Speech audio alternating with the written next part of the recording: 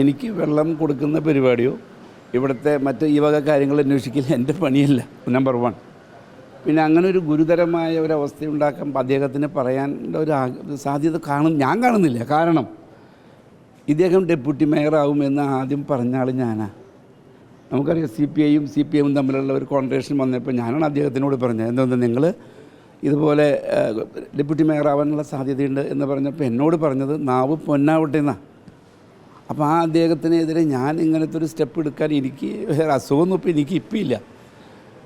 പിന്നെ ഇപ്പോൾ അദ്ദേഹം ഈ പറഞ്ഞ പോലെ തന്നെ ഞങ്ങൾ തമ്മിൽ നല്ല ടേംസിലാണ് പോണേ. ഞാൻ അദ്ദേഹം തമ്മിൽ യാതൊരു തരത്തിലുള്ള കോൺട്രേഷൻ ഉണ്ടാക്കാൻ ആഗ്രഹിക്കുന്നില്ല. എനിക്കത് മനസ്സിലാവുന്നില്ല. കാരണം അങ്ങനെയാണെങ്കിൽ ഇവിടെ ഇപ്പോൾ കൗൺസിൽ നടക്കുമ്പോൾ ഞാൻ ഏതെങ്കിലും ആവശ്യത്തിന് പുറത്ത് പോകുമ്പോൾ ഇദ്ദേഹത്തെ ഞാൻ കയറ്റിയിരുത്തിയിട്ടല്ല പോകുന്നത്. എനിക്ക് അങ്ങനെ ഒരു ധാർഷ്ട്യം ഉണ്ടായിരുന്നെങ്കിൽ വേറെ എത്ര വഴികളുണ്ട്. ഇത് കയറ്റിയിരുത്താതെ പോകാനുള്ള വഴികൾ പലതുമുണ്ട്. ഞാൻ അങ്ങനെയൊന്നും ചെയ്യുന്നവരെ ചെയ്തിട്ടില്ല.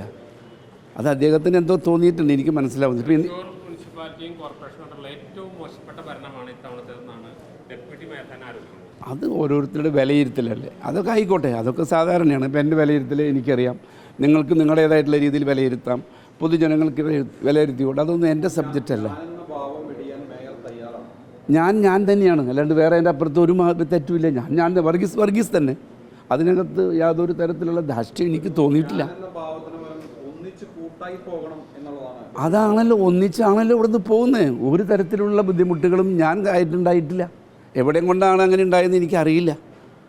ഇപ്പോൾ ഇന്നലെ ഞാൻ ഇന്ന് കാലത്താണ് പത്രത്തിൽ കണ്ടത്, ഏതോ മറ്റൊരു പരിപാടിക്ക് അദ്ദേഹം പോയിട്ട് ഉദ്ഘാടനം ചെയ്തു എന്നുള്ളത് അദ്ദേഹത്തിൻ്റെ കാഴ്ചപ്പാടാണ്. അദ്ദേഹത്തിന് ഡെപ്യൂട്ടി മേയർ ആക്കിയത് ഞാനാണോ? ഞാൻ ഡെപ്യൂട്ടി മേയർ ആക്കിയിട്ടില്ല. അത് ഞാനുമായി ബന്ധപ്പെട്ട് പ്രവർത്തിക്കുന്ന രാഷ്ട്രീയ പാർട്ടിയാണ്. ആ പാർട്ടിയാണ് അവരെ ഡെപ്യൂട്ടി മേയർ ആക്കിയത്. അത് പാർട്ടിയെ എന്താണെങ്കിലും തീരുമാനിക്കട്ടെ. അതായത് എൻ്റെ അടുത്ത് ഇതുവരെ ഒരാക്ഷേപം വന്നിട്ടില്ല. എൻ്റെ അടുത്ത് ഒരു ആക്ഷേപം എത്തണ്ടേ, അപ്പോഴല്ലേ ഞാൻ അന്വേഷിക്കുക. എൻ്റെ അടുത്ത് ഇങ്ങനെ ഒരു പരാതി ഇന്നേ വരെ വെള്ളമില്ല എന്ന് പറഞ്ഞിട്ട് എന്നെ വിളിച്ച് പറഞ്ഞിട്ടില്ല. അല്ലെങ്കിൽ ഏതെങ്കിലും തരത്തിലെ ആൾക്കാർ എന്നോട് പറഞ്ഞിട്ടില്ല. നെയിം പ്ലേറ്റ് ഇല്ല എന്നുള്ളത് എന്നോട് പറഞ്ഞിട്ടില്ല. പിന്നെ എവിടെ ഇത് പറഞ്ഞതെന്ന് എനിക്കറിയില്ല. എൻ്റെ അടുത്ത് വന്നാൽ ഞാൻ എല്ലാവരും ഒരുപോലെ കാണുന്ന ആളാണ്. എനിക്കതിനകത്ത് ഒരു ധാർഷ്ട്യമില്ല. എനിക്കെവിടെ വിവേചനം? അവരെ ഇവിടുത്തെ ഡെപ്യൂട്ടി മേയറല്ലേ, അപ്പോൾ ഡെപ്യൂട്ടി മേയറായിട്ട് അദ്ദേഹം പോകണം. അത് ആക്കിയത് ഞാനല്ല, എന്നെ ആക്കിയതും പാർട്ടിയാണ്, അവരാക്കിയതും പാർട്ടിയല്ലേ. അതിനകത്ത് എന്തെങ്കിലും പ്രശ്നങ്ങളുണ്ടെങ്കിൽ പാർട്ടി വിളിച്ച് എന്നോട് ഇന്നവരെ സംസാരിച്ചിട്ടില്ല ഈ വിഷയത്തെക്കുറിച്ച്. ഏതാ അത് അതിനെ എനിക്കൊരു പാർട്ടി ഇപ്പം ഉണ്ട്. ഞാൻ അവരോട് ചോദിക്കാനോ ഈ വക കാര്യങ്ങളിൽ ഒന്നും ഞാൻ ഇടപെടാറില്ല. അതിന് പാർട്ടിയുണ്ട്, പാർട്ടി വേണമെങ്കിൽ ചോദിച്ചോട്ടെ, അത് അവരായിട്ട് നടക്കട്ടെ. എൻ്റെ പണി അതല്ല. എന്നെ ഏൽപ്പിച്ചിട്ടുള്ള പണി സത്യസന്ധമായി പൊതുജനങ്ങൾക്ക് വേണ്ടി ഇവിടെ എന്തൊക്കെ കാര്യങ്ങളുണ്ടോ അത് സത്യസന്ധമായി എല്ലാ ഡിവിഷനിലും ഒരുപോലെയുള്ള വികസനം നടത്താനാണ് എന്നെ ഇരുത്തിയിരിക്കുന്നത്. അത് ഞാൻ 100% നടത്തും. അതെ, എൻ്റെ മുറിക്കകത്ത് എനിക്ക് വെള്ളം വരുന്നുണ്ടെങ്കിൽ അവർക്കും വരും. എനിക്ക് വെള്ളമില്ലാത്ത 1-2 പ്രാവശ്യം ഉണ്ടായിട്ടുണ്ട്. അത് ഞാൻ അതാത് സമയത്ത് നന്നാക്കാൻ പറഞ്ഞിട്ടുണ്ട്.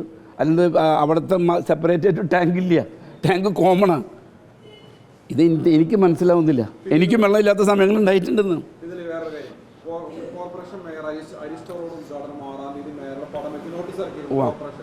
എന്തുകൊണ്ടാണ് ആ ഉദ്ഘാടന ചടങ്ങ് നടക്കാതിരുന്നത്? ഏതിൻ്റെ? അരിസ്റ്റോ റോഡിന്റെ ഉദ്ഘാടന ചടങ്ങ് മേയർ നടക്കാതിരുന്നതുകൊണ്ടാണ്. അല്ല, അങ്ങനെ അത് എനിക്കറിയില്ല. വാസ്തവത്തിൽ പറഞ്ഞാൽ അവിടെ അന്നത്തെ ഡിവിഷൻ കൗൺസിലർ എൻ്റെ അടുത്ത് വന്നപ്പോൾ പറഞ്ഞു, നമുക്കിത് ഇങ്ങനെ നടത്തേണ്ടതല്ല. ഇത് 1.5 കോടി രൂപ മുടക്കി കഴിഞ്ഞ ഡിവിഷൻ്റെ ഫണ്ടല്ല. നമ്മൾ സ്വതവേ പൊതു കാര്യങ്ങളൊക്കെ ഒരു മന്ത്രി തലത്തിൽ നടത്തേണ്ട ഒരു പരിപാടി. അതുകൊണ്ട് മന്ത്രിയുടെ സമയം കിട്ടിയിട്ടില്ല. അപ്പോൾ കിട്ടിയപ്പോൾ 12-ാം തീയതി കിട്ടി. അപ്പോൾ നമുക്ക് 12-ാം തീയതി നടത്താം എന്ന് പറഞ്ഞു. ഇത്രയേ ഉള്ളൂ. ബ്രൗസർ അടിച്ചത് എന്നോട് ചോദിച്ചിട്ടല്ല. അത് ഞാൻ പത്രത്തിലേ കണ്ടേ. ഏത്? ഞാൻ നിശ്ചയിച്ച ഞാനല്ല ഇവിടുത്തെ മേയർ. ഞാൻ നിശ്ചയിച്ചതല്ലേ നടപ്പിലാക്കണ്ടേ, ആണോ? അല്ലേ? അതിപ്പോൾ ഓരോ കൗൺസിലർക്ക് തോന്നി അവർ ചെയ്യുകയാണെങ്കിൽ ഞാനിപ്പോൾ എന്താ ചെയ്യാൻ പറ്റുക? ബട്ട് ഞാൻ എൻ്റേതായിട്ടുള്ള സ്റ്റാൻഡിൽ മുന്നോട്ട് പോകും. അതിലൊരു വിട്ടുവീഴ്ച ഉണ്ടാവില്ല.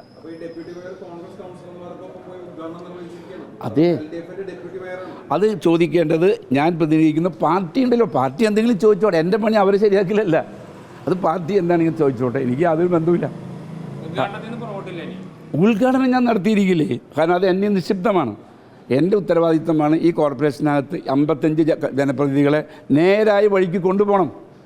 എല്ലാ ആൾക്കാർക്കും ഗുണകരമായ ഓരോ ഡിവിഷനിലും കാര്യങ്ങൾ നടപ്പിലാക്കി അതിൻ്റെ അമരക്കാരനായി ഇരിക്കാനാണ് എന്നെ വെച്ചേക്കണേ.